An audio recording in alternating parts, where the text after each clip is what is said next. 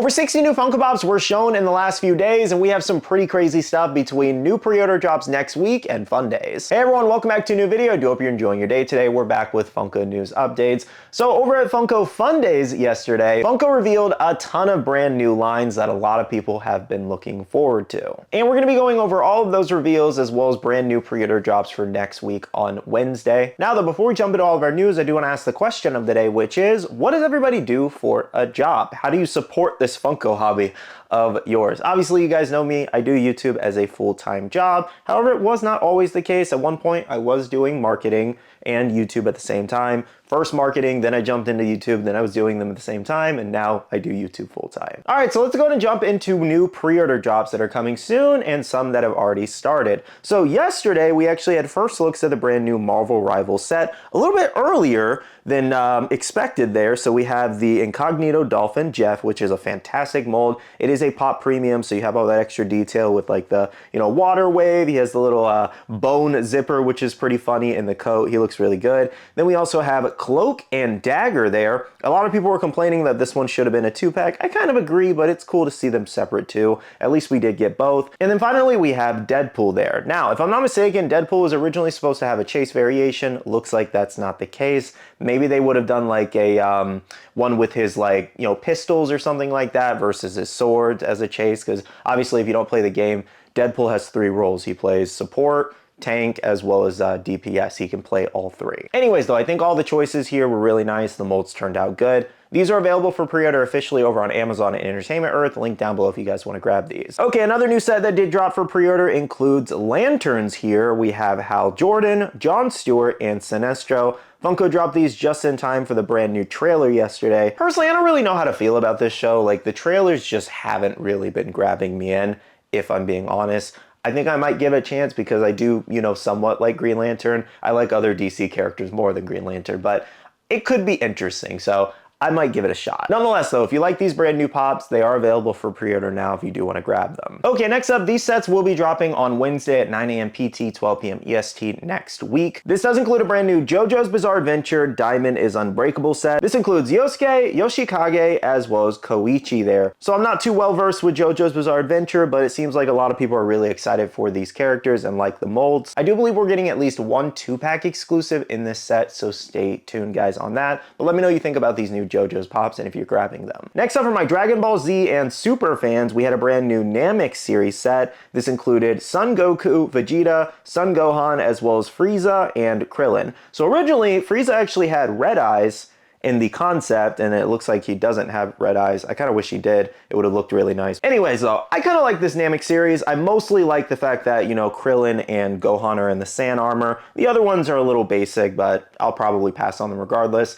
And then finally, we actually have a brand new Super Saiyan God Goku pop there. So that one should actually be getting a glow exclusive variation. So if you want to skip the common, you want a glow variation, stay tuned on that. But I did notice a lot of people were saying that this wave looks pretty plain and boring. Again, I'm inclined to agree. I would say that's fair because we actually have every one of these characters at least 2 or 3 times over. Like Frieza, we have several Goku, several Vegetas. We don't have Gohan and Krillin in these specific looks, so I think that's why they're a little bit more unique. But then we also have 2 Super Saiyan God Gokus. Then the last SDCC Goku we got with the aura. So I can see why people would feel this wave is very boring. All right, moving on to this next line, we have Pacific Rim pops here, which was just so unexpected. So this includes Rayleigh Beckett, Marshall, Pentecost, and then we also have the mechs there. So this includes Striker Eureka, Gypsy Danger as a glow-in-the-dark pop, and Knifehead as the kaiju there.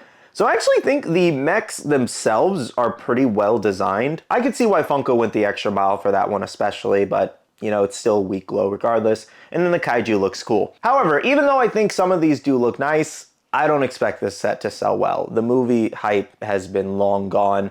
I mean, it's not like people are always talking about these, especially these days. So it felt like a weird line to introduce now versus all those years ago. So I think for kaiju and mech fans, they'll probably jump on these to like fill their sets because they look nice. But other than that, I think the movie's just too old and the line's too late. Okay, next up for Muppets fans, we have Muppet Treasure Island here. This includes Miss Piggy, Kermit and Polly, as well as Sam Eagle there. So I'm not a big Muppets person. However, I think these molds look really nice and I'm sure Muppets fans will go crazy. Now guys, like I said, those are officially dropping for pre-order next week on Wednesday at 9 a.m. PT, 12 p.m. EST on Amazon, Entertainment Earth, and other sites. And we should see several exclusives next week too, so stay tuned on that. Now, one additional update I have for this section before we move on to Fundays is on the Monkey D. Luffy eating devil fruit. This one's actually in store as well as available online on Hot Topics website if you want to hit up their website and grab one. All right, moving on over to Fundays reveals several new lines expected later on in this year and in early 2027. First up, we actually got Ice Age Pop first looks, which is pretty crazy.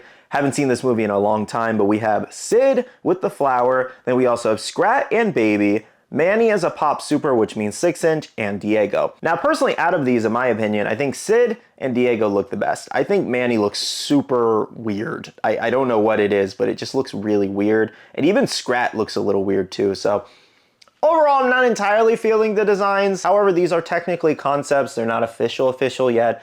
They can be changed last minute. But I do think this is one of those movie series that have held up. We also have a brand new movie coming out, so it makes sense that Funko would try to jump onto a pop set now. Okay, moving on for Has-Been Hotel fans, we have a few characters. This includes Adam with Chase, Husk, Niffy, as well as Vox there. I will say Vox is a very crazy looking mold. That's really cool, actually. Is that like electricity around Vox, I'm assuming? And it's like a TV screen or like a monitor. I don't know. These are some wacky, interesting looking molds.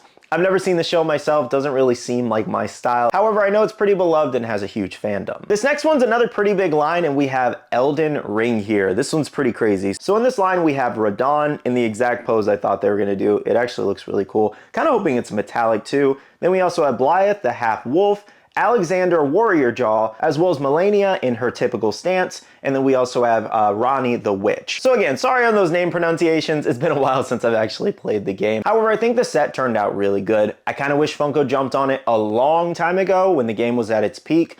Not that people don't still stream it every single day or talk about it every day, I'm just saying at its peak, I think these would have sold extremely well. And again, as I mentioned plenty of times before, that's one of the things that I really feel is like Funko's biggest downfall, is them not jumping on popular licenses like Elden Ring quick enough to where they do it a few years later and people are just like, you know. Moving on, we do have Something is Killing the Children. I don't really know what this is exactly, but Erica Slaughter, she's covered in blood. I think it looks pretty good. Now, moving on for Pokemon fans, we had first looks at several new pops. This included Chikorita, Nidoking, Nidoqueen, which a lot of people were saying that it looks like Lapras in the face. Then we also have the Vaporeon Premium, which is really cool, actually. I love the water effect like that. And then we also got a second slide of Pokemon, including Wartortle coming as a 10-inch. We have Morpeko Full Belly mode and Hangry mode. Looks like we have another look at Blastoise and Armarouge. All right, moving on for Absolute DC. This made a lot of fans happy. We had Absolute Joker as a 6-inch. That is an insane looking mold.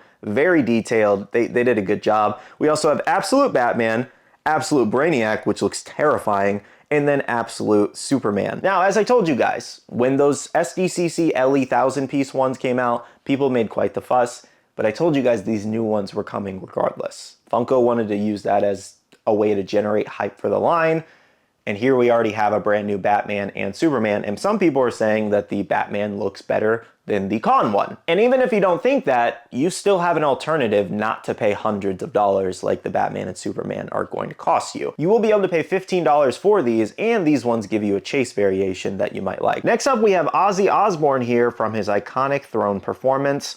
So this one will be coming later on in the year. I think this is a fantastic tribute pop especially. I'm sure Ozzy fans will be all over this one. They did a great job on it.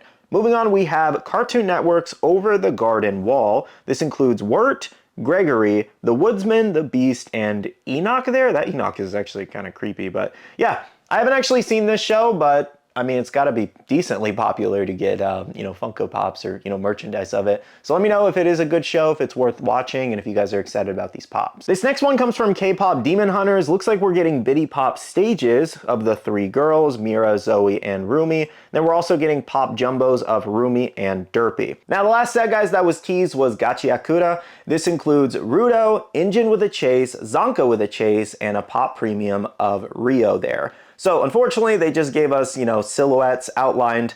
Definitely would have loved to see these a little bit early, but that's okay. At least based off the silhouettes, you can kind of get an idea of what some of these are going to look like, especially the Premium Rio and the Zonko with Chase. Let me know what you guys think about the teaser for these new Gachiakuda Funko Pops. Well guys, that covers all of the latest Funko news updates for you. Let me know in the comments below what you're most excited for in the future. And as always, if you did enjoy today's video or found it helpful, make sure to hit the like button down below and subscribe and click the notification bell if you're new here. I do want to say a big shout out to all the awesome Patreon supporters of the channel. You guys are amazing for supporting myself and the channel. If you guys are interested and want to check out the Patreon, the link is down below. We have a Patreon Discord where we share a lot of information, news, restocks, updates, links, and more. And finally, make sure you follow me on all my social medias at Skittlerampage over on Twitter, TikTok, Instagram, and my Facebook page so you can stay up to date. All right, love you guys. See you guys in the next one. See you guys later. Bye.